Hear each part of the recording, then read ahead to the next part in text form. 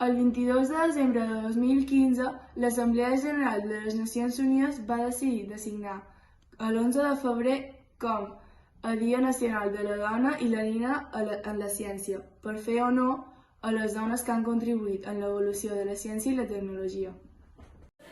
Margaret Hamilton era una científica computacional y matemática. Va ser directora de la divisió d'enginyeria del programa de laboratori d'instrumentació de MIT, on va desenvolupar el programa de navegació de bord per al programa espacial Apollo.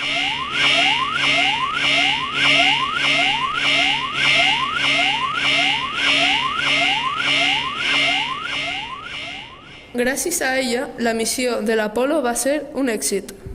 Rosalind Franklin va néixer el 25 de juliol del 1920. Va ser una científica britànica que va tenir un paper destacat de la major fita del desenvolupament de la biologia molecular. Ella va ser que va descobrir l'estructura de l'ADN.